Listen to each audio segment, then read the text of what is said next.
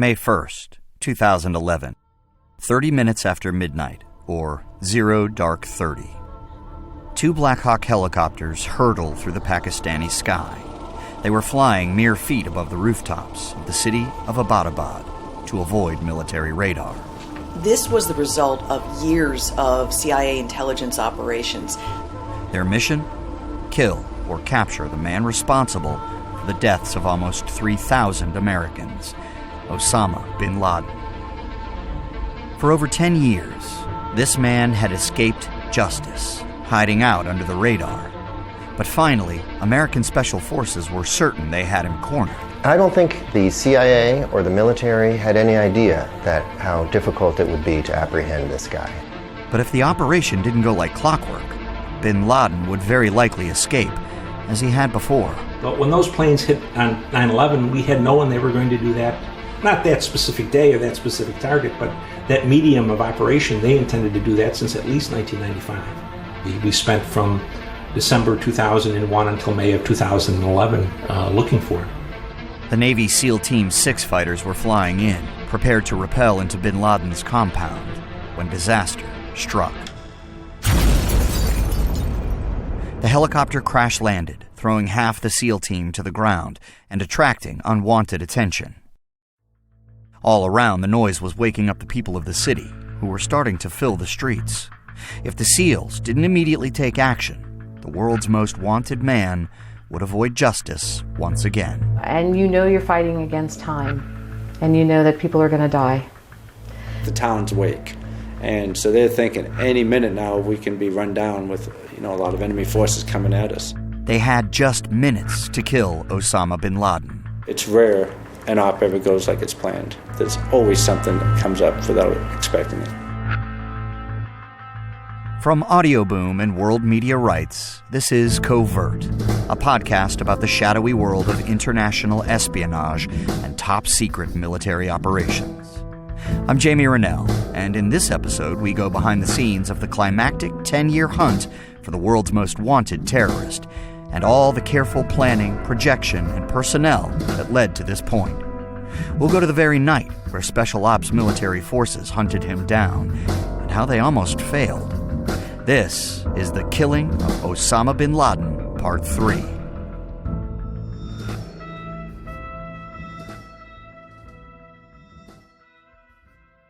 The American military intelligence had spent nearly a decade hunting Osama bin Laden, but to no avail. It seemed the biggest manhunt in history was finally coming to an end. Sources in Pakistan had spotted a man they thought likely to be bin Laden, hiding in a fortress compound near Abbottabad, Pakistan. But there was no way to be absolutely sure. Back on domestic soil, President Obama was facing the most momentous decision of his administration. He needed to choose the best course of action of three main options outlined by Vice Admiral William McRaven, each with detailed branch decisions and what-if scenarios.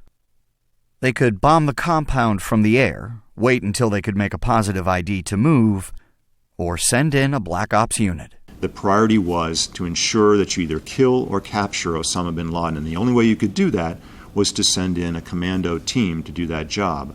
As the president considered his options, McRaven ordered one U.S. Special Ops team to start preparing. These brave soldiers were the people who were hand-picked for the job and considered the best of the best. The Navy's top-secret counterterrorism force, SEAL Team 6. But for the most part, the missions, the tactics, what they do, how they do it, it's all close-held secret because you don't want anybody knowing how SEALs operate. SEAL Team 6 is also known as DevGRU, the Special Warfare Development Group, and the Navy unit of the Joint Special Operations Command, or JSOC. Don Mann was a commander in SEAL Team 6 and knows well how the team operates. Because you're out there risking your life for your country. That's the job. And it's not just the fun with the jumping and the diving and the running on the beach and things. The work is risking your life for your country. Ryan Zinke, now a White House official, also spent some time in the unit. Well, historically, people didn't talk about SEAL Team 6 because that was, started with counterterrorism. And the mission of that particular team is a little different. The folks that are there are a little older. you have to screen to become a part of SEAL Team 6. There's an additional years of training, of screening. Only SEAL operatives with years of experience are considered for a job with the team. They can only be men, and they are put through vigorous training to test their limits, both physically and mentally. I think the thing that separates the SEALs from all others is SEALs just don't quit. They're trained never, ever quit. They're recalled on a moment's notice, and that's the only team we have that can be recalled and deploy on a moment's notice. So worldwide, and you can't really train all the other teams to quickly deploy to the jungle, quickly deploy to the desert or the Arctic. So you have one team made up of the elite who can deploy anywhere in the world. SEAL Team 6 members are known, but their operations are classified, so no one knows for sure who was on which mission. Kim Dozier is an AP journalist who covered the hunt for bin Laden and talked about their secrecy. They were going to train and train and train and be ready if the president said, get on that plane and get to Pakistan. So they had 2 different sets of training in April at 2 different locations. They saw their families in between. Not one of them breathed a word to their families or to their other SEAL teammates at SEAL Team 6. That's how the way the SEAL teams were designed. It was supposed to be all quiet. It was supposed to be for the operators to know. It was never supposed to be in the news or in the media. You don't want people to know how they come into a room or how they come in from a building or from the ground or how they board a ship. That was all a secret. Because when the enemy finds that out, they can defeat that. They can defeat that. There's 100 successes for every one that you hear about. There's 100 you don't hear about. In Washington, D.C., in the Situation Room, President Obama and his top advisors were still going over the 3 plans that McRaven had set out for them. Former White House Homeland Security Advisor Frances Townsend reflected on how complicated the decision really was. Whenever you're advising the president about a particular operation, it's what is the likelihood of success? How certain do you feel that your target's there and that you will have a good opportunity to successfully execute that mission?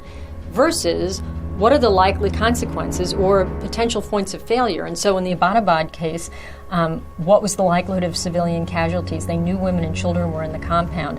What was the likelihood they could be undetected by the Pakistani military getting in? What was the likelihood they were going to have to fight their way out? What was the likelihood of technical failure? And all of those things you've got to plan for, assess the risk against the potential gain. So we learn from everything that goes wrong, and we create these SOPs, standard operating procedures. We say those are written in blood, because if somebody gets hurt or killed, it's doctrine now. We don't do it this way anymore, or now we do it this way. Some of the senior advisors, people who had been working in the government for years, were thinking about past failures.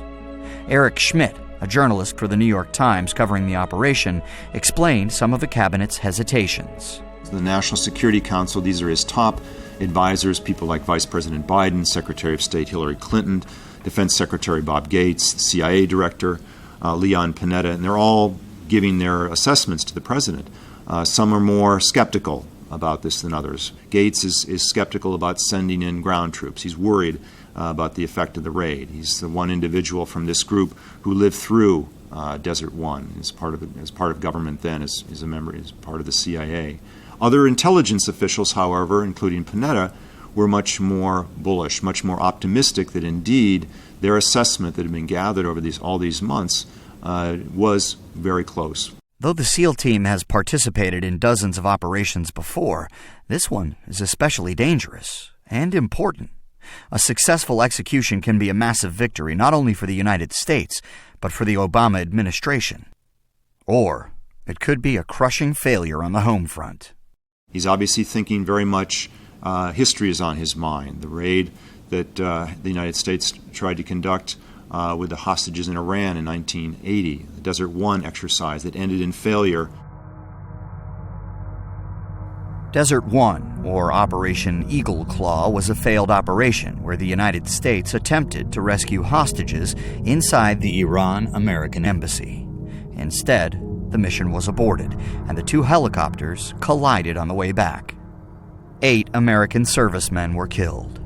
It was a blow for the Carter presidency and a setback for the Special Ops unit as a whole. Cynthia Storer, one of the CIA analysts from Alex Station. And, Special Forces were slow to develop. It was very controversial all along. Then Desert One happened, and that set back the development of our Special Forces. But the wars in Iraq and Afghanistan really catapulted them to the sort of preeminent position, really. Additionally, some of the cabinet in the room with Obama were still haunted by the Black Hawk Down incident in 1993, where Special Forces soldiers not only failed, but were killed and tortured. The most pressing case, though, was something that had happened only a few months earlier, an incident Obama had been through with a man contracted by the CIA named Raymond Allen Davis. Earlier in 2011, there had been a CIA contractor by the name of Raymond Davis who had shot and killed a couple of Pakistanis. He'd been arrested. It had set off a great political turmoil both in Pakistan and with U.S.-Pakistani relations. Mistakes had been made in the past. This was an important mission on multiple levels. To stack the odds in his favor, Obama ordered additional backup. A second SEAL team was set at the ready to take over if anything happened to the first, hovering in helicopters above the city just outside the Pakistani border.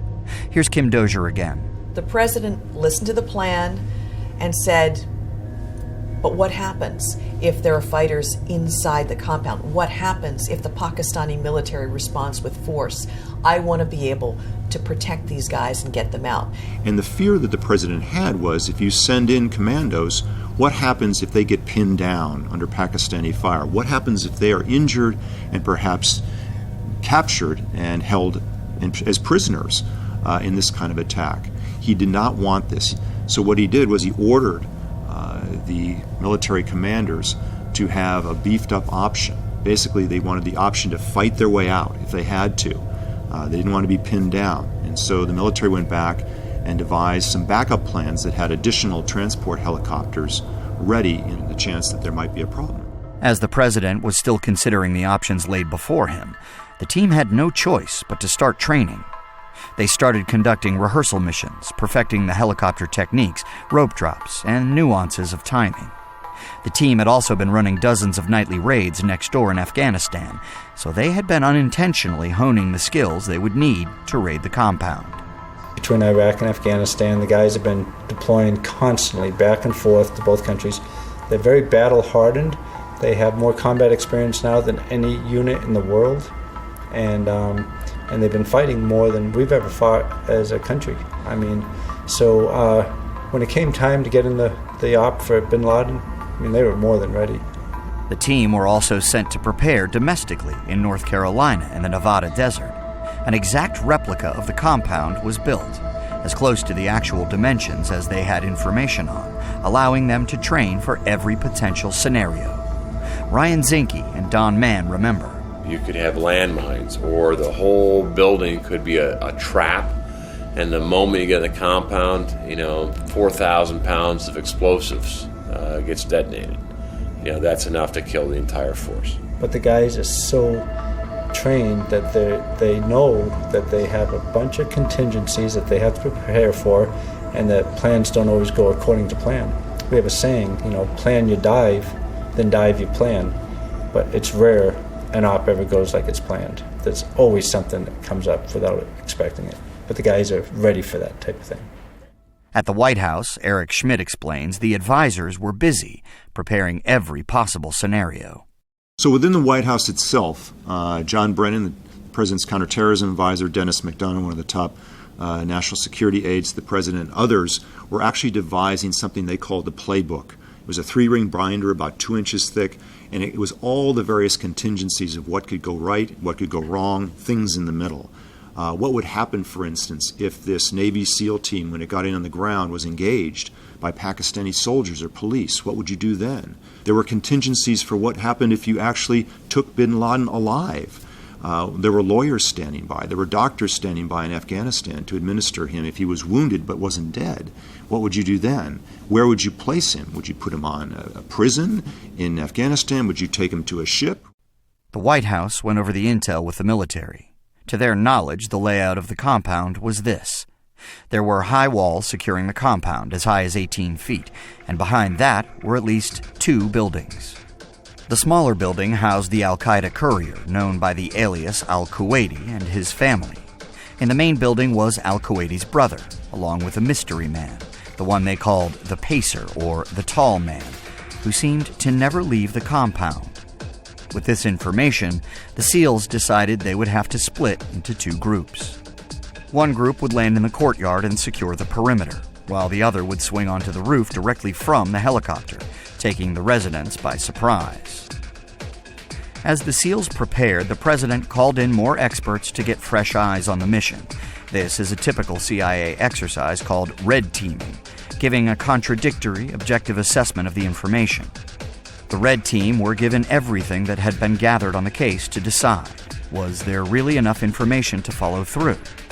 After reviewing the material, the red team concluded that the chances of bin Laden being in the compound were 50-50.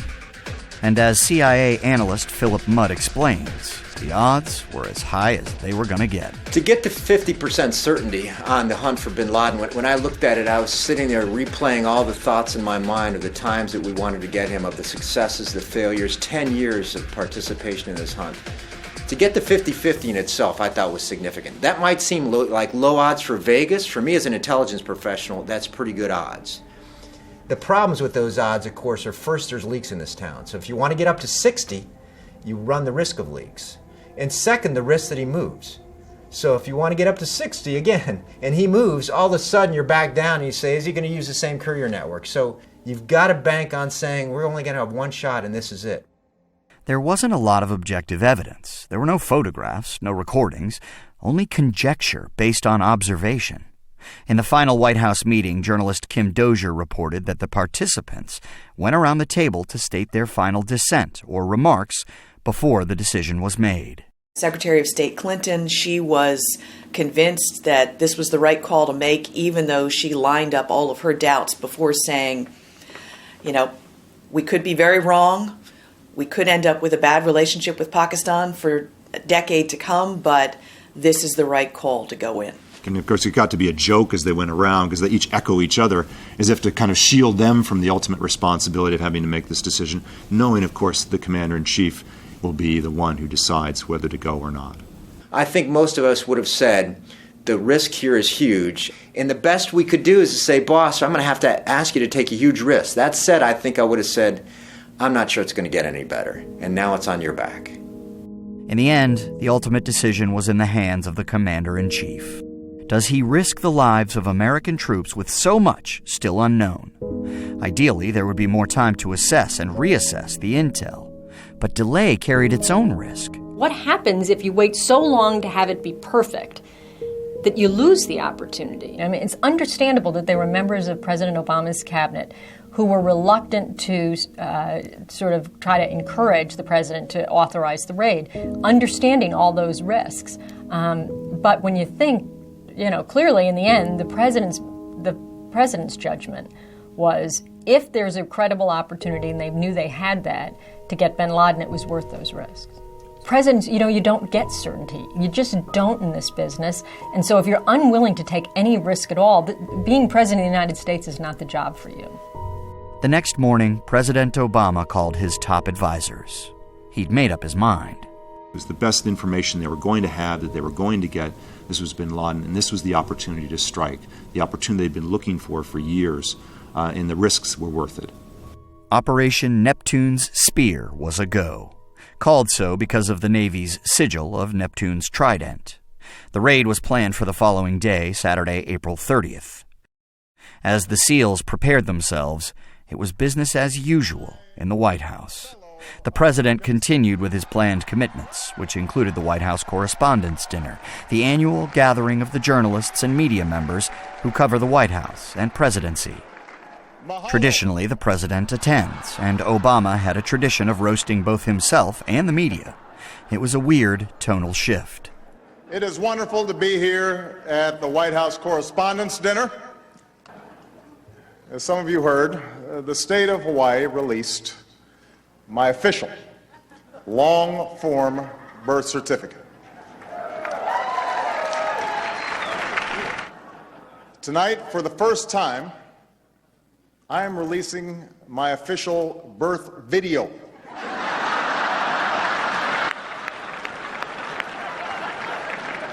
I want to make clear to the Fox News table, that was a joke. This is an annual event here in Washington where the president shows up in a black tie.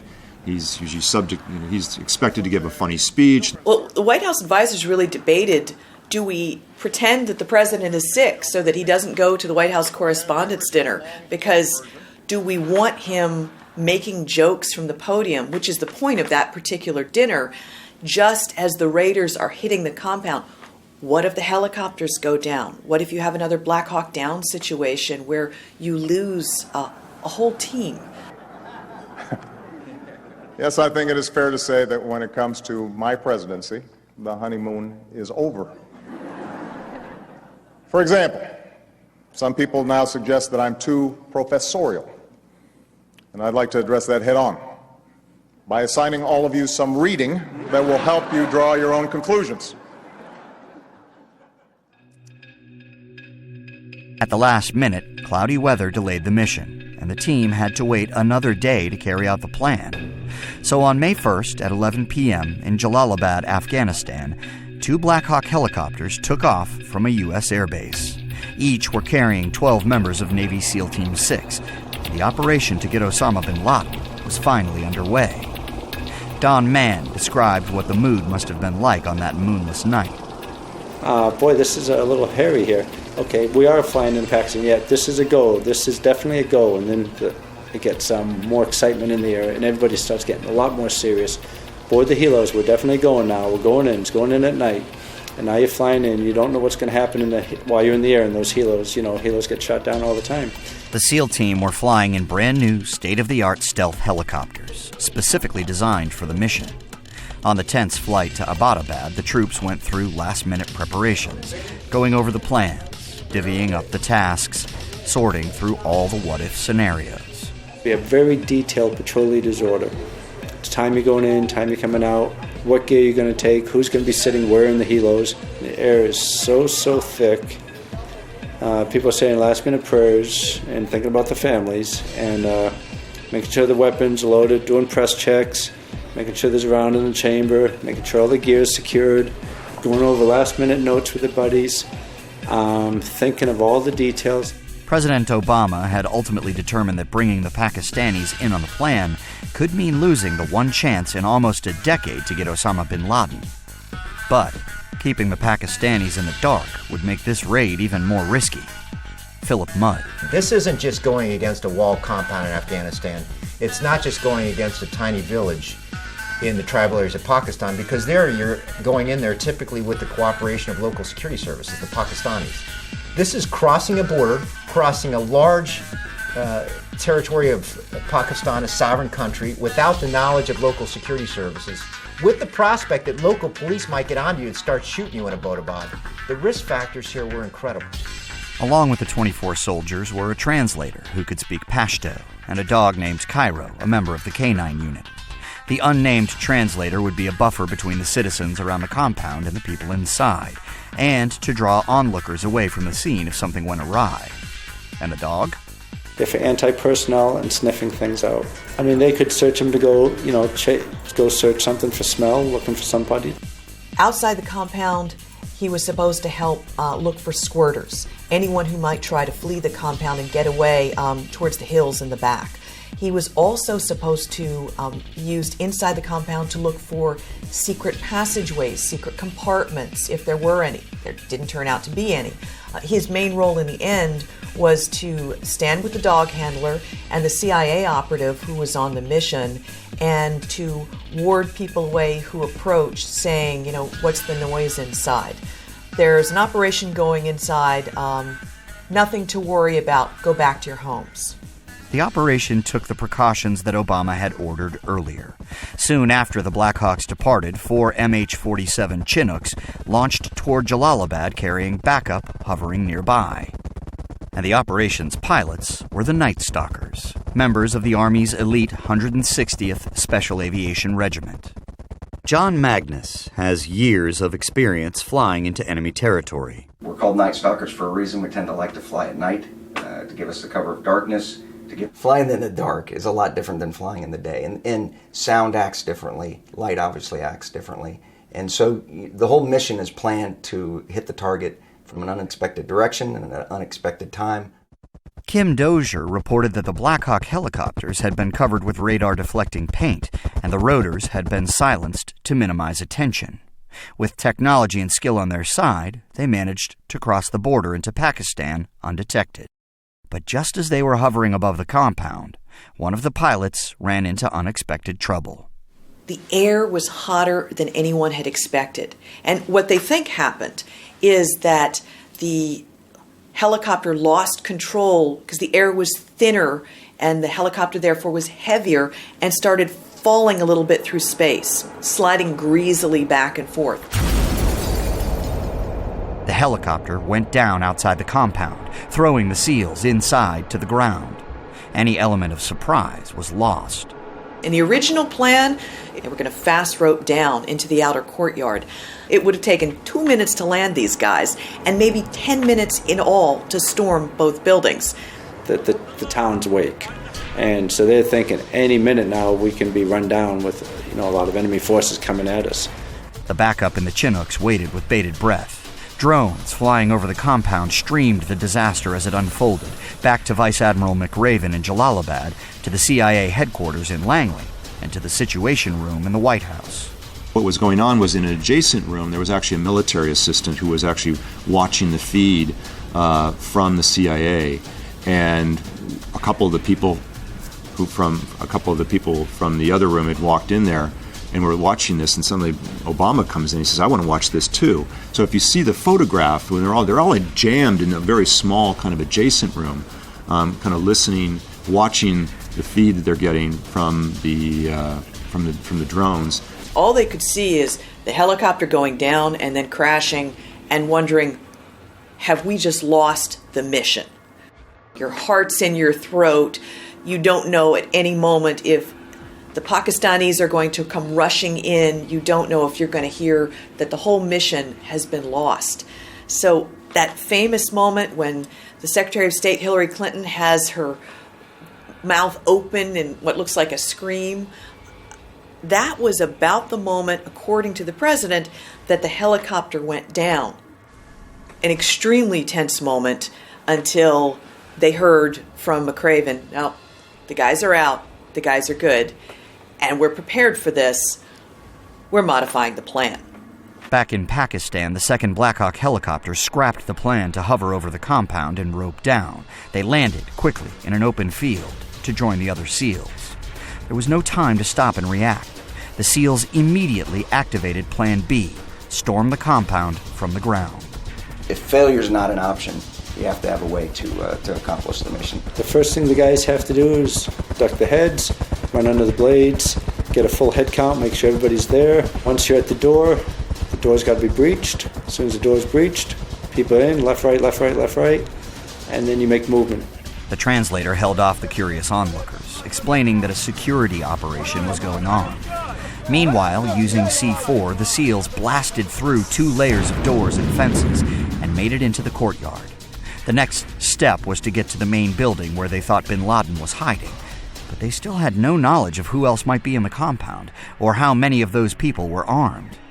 There was also the additional caveat of the known children inside the compound. Every stairwell, there were these knots of children who were standing, cowering, hiding, trying to avoid getting caught, trying to avoid getting hit, and not knowing what to do or where to run. Moving, going through danger areas, clearing rooms, moving, checking stairways. That meant in that time, fighting their way room to room, they had to shoot anyone who got in their way, but also avoid shooting all the women and children that they knew from those months of observation were there. Night vision goggles, and with the knowledge that they didn't know how they were going to get the heck out of there when this was over, because one of their choppers was down. With no time to hesitate, the SEALs split into 2 teams.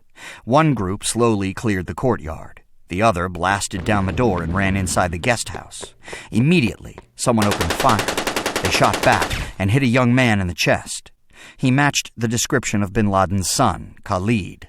Without stopping, the SEALs moved to clear the next building, finding that some of the doorways were blocked. They get a closed door, they know to get security on it, people blast through the door. After clearing the smaller building and bombing their way through doors, they've eliminated all the main threats inside.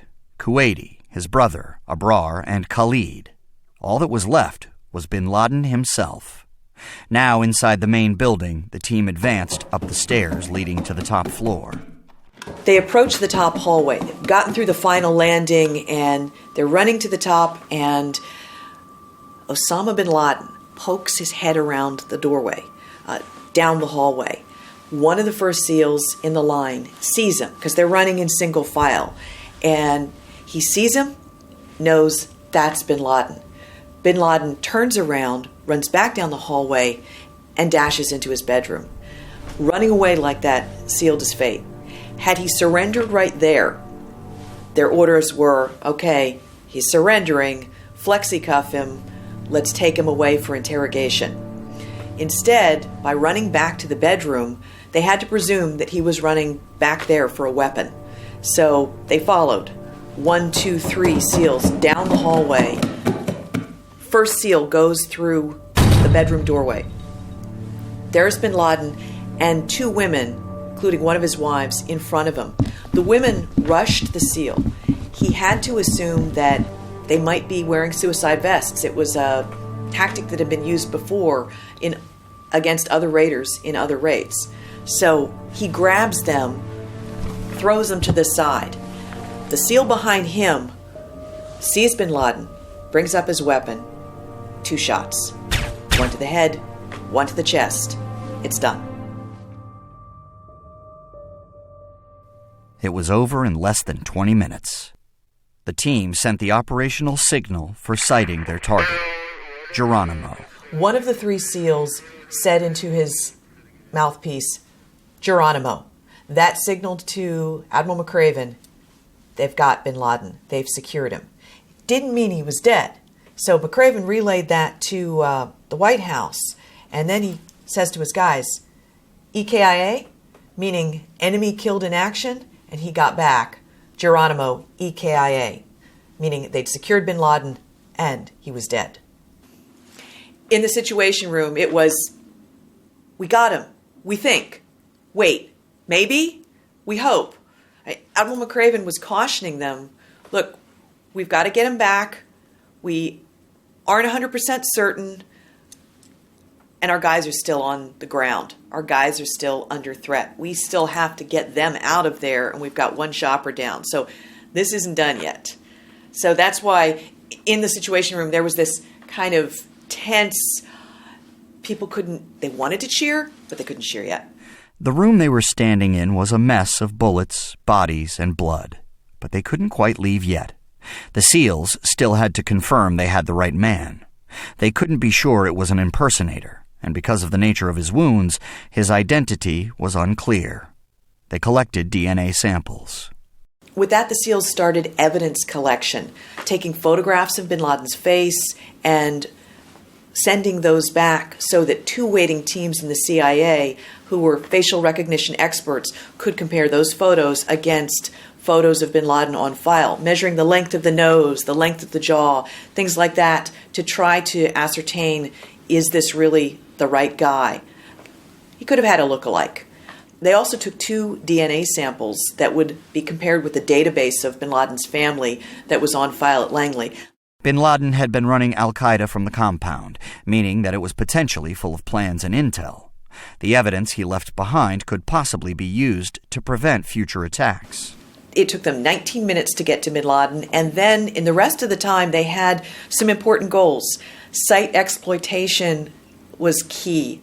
That means they were going from room to room looking for computers, cell phones, documents, anything that might tell them what bin Laden had been doing there for the past 6 years, and anything that might lead them to other parts of the network. They were expecting to find a couple of thumb drives, some disks, maybe a computer or 2. What they got instead was what they're calling a treasure trove on Al-Qaeda. 5 computers and 10 hard drives and more than 100 different forms of media, from thumb drives to disks, that basically mapped out bin Laden's communications with his network for the previous 6 years. This was a gold mine, and it's led to a number of targets since then. But every minute they spent gathering material put the teams at greater risk. While the translator is mostly keeping curious residents at bay, it was only a matter of time before they started to believe they're under attack from American forces. One of the backup Chinook helicopters waiting by the border made its way to the compound to assist in the evacuation, with bin Laden's body on board. Before taking off, they had to take care of the crashed helicopter. It was full of classified design and technology. The government didn't want it to fall into the wrong hands. So we didn't want that technology out. We're always developing. The SEALs have the state-of-the-art equipment. And every year and every generation, the helicopters get a little faster, a little lighter, a little harder to detect.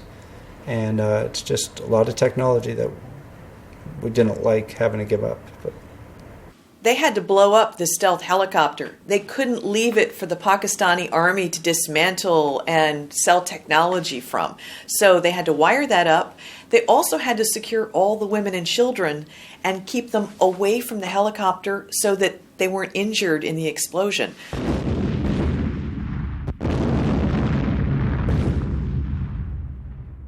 In the early morning hours, the SEAL team made it back to Jalalabad. There, Osama bin Laden's body was positively identified. Hours later, he was taken to the aircraft carrier USS Carl Vinson and given a burial at sea. They prepared his body for Islamic burial, and the next morning tipped him, wrapped in a shroud, into the sea. The important thing for U.S. officials was a burial at sea meant no tomb for followers to come worship and be inspired by bin Laden to future acts of violence against the U.S. The White House team was ready to announce the news to the world. America's #1 most wanted terrorist is dead. When the helicopters got back over the border into Afghanistan, and it dawned on the people inside the Situation Room and the top CIA officials at Langley watching from their viewing station that they've done it. Looks like we've got bin Laden and all the SEALs and all the team supporting them is safely out. That's when people quietly started popping the champagne bottles. And the first cheers went up. A few days later, when President Obama went to congratulate the SEALs, the question of who shot Osama bin Laden was raised. The collective answer, "We all did, sir." The team then handed the president an American flag with an inscription saying, Operation Neptune Spear, May 1st, 2011. For God and country, Geronimo. Good evening. Tonight, I can report to the American people and to the world that the United States has conducted an operation that killed Osama bin Laden, the leader of Al-Qaeda, and a terrorist who's responsible for the murder of thousands of innocent men, women, and children. It was nearly 10 years ago that a bright September day was darkened by the worst attack on the American people in our history. The images of 9/11 are seared into our national memory. Since the attack, 2 of the Navy SEALs on the mission, Matt Bissonnette and Robert J. O'Neill, controversially broke the tradition of silence and came forward to claim they took part in the bin Laden assassination. However, we will probably never know for sure who took the fatal shot. One thing is for sure. The successful mission, after 2 presidents before him failed, was a shining triumph for the Obama administration. And more importantly, it helped bring closure to the families of those who died in the attacks, on the towers, in the embassies. As these guys were flying towards the target, and they knew what the target was, they were thinking about 9/11. I have heard that from several people who know the people who were on the raid. That some of the guys said things like, there are 3,000 souls on this helicopter. There are 3,000 souls with us as we storm the hallway on the final approach to bin Laden. They do think about the wider cause, why they're there. They also think about all of their teammates they lost along the way. On the next episode, we'll take a trip to Sierra Leone during the Civil War of 2000. How did British soldiers get caught in the middle of this? And how did they escape the West Side Boys? They were at continuing high risk of harm. The worst case scenario is that they would be killed at the outset, as a number of missionaries had been previously. So that was the good news. The bad news in this situation is the unpredictability and the volatility of the situation and the individuals concerned. So in the blink of an eye, you can move from a situation where you have stable, well-treated hostages to them being killed. That's next time on Covert. Covert is an Audio Boom and World Media Rights co-production, hosted by me, Jamie Rennell. It is produced by Audio Boom's Ben Hosley and Rachel Jacobs, and by Pascal Hughes for World Media Rights. We had editing help by David Markowitz, with additional production from World Media Rights by Gerald Zabengwa and Damian Thorpe. David McNabb is the series creative director, and the executive producers for Audio Boom are Brendan Regan and Stuart Last.